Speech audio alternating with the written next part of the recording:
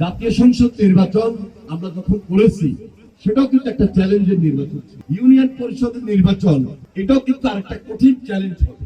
এই দেশে নির্বাচিত প্রতিনিধি না থাকার কারণে আমরা যে পদে পদে বিপদে পড়তেছি গত 17-18 বছর এই প্রক্রিয়ার কারণেই আজকে আমাদের এই সমস্ত অঞ্চলে তৃণমূল পর্যায়ে গ্রামীণ এলাকায় নানাবিধ সমস্যার সম্মুখীন আমরা নির্বাচিত হয়েছি।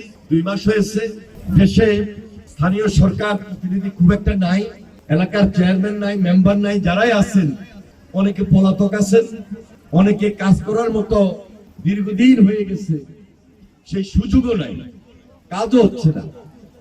এখন আমরা সবাই মিলেমিশে যারাই আছেন তাদেরকে সহযোগিতা করব এবং ডিপার্টমেন্টের যারা আছেন সবাই মিলে আমাদের এলাকার প্রয়োজনে আমরা যেন এই দিকেও একটা বিশেষ নজর রাখি, সতর্ক থাকি এবং সজাগ থাকি। ইউনিয়ন পরিষদ নির্বাচন হবে, সত্যিকারের জনপ্রতিনিধি যেন নির্বাচিত হয়ে আসেন।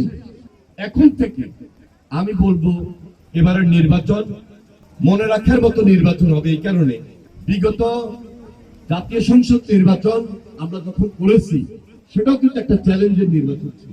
ইউনিয়ন পরিষদের নির্বাচন এটাও কিন্তু আরেকটা কঠিন চ্যালেঞ্জ হবে। এখানে কিন্তু কোনো দলীয় মার্কা নাই, তার কারণে কিন্তু আরো কঠিন হবে। তাহলে দলের পক্ষে যিনি চেয়ারম্যান নির্বাচন করতে চান সেই ব্যক্তিটা যেন জনবান্ধব হয়, জনগণের সঙ্গে সম্পর্কিত হয় এবং সাধারণ মানুষের প্রয়োজনে মানুষের জন্য কাজ করেন, কাজ করে এসেছেন, মানুষের জন্য খোঁজখবর রাখেন এবং রাখবেন। এই জিনিসগুলোর দিকে নজর রেখেই যেন তিনি প্রার্থী হন। আর দলের মধ্যে 2-3জন প্রার্থী হয়ে যাবেন, নির্বাচিত হইতে পারবেন না। সুতরাং এটাও কিন্তু এখন থেকে আপনি মাথায় রাখতে হবে, যে কোনো সময় নির্বাচন চলে আসবে, নির্বাচন হবে। আমরা এখন থেকে একটু সজাগ এবং সতর্ক থাকি।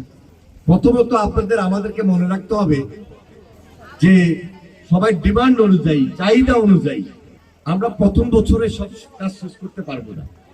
তবে সবারই আগ্রহ, সবারই চাহিদা, দীর্ঘদিন যেহেতু কাজ হয় নাই উন্নয়নমূলক, একসঙ্গে হয়তো আমরা সব কাজ যেন করি, এটা সবার মনের ইচ্ছা।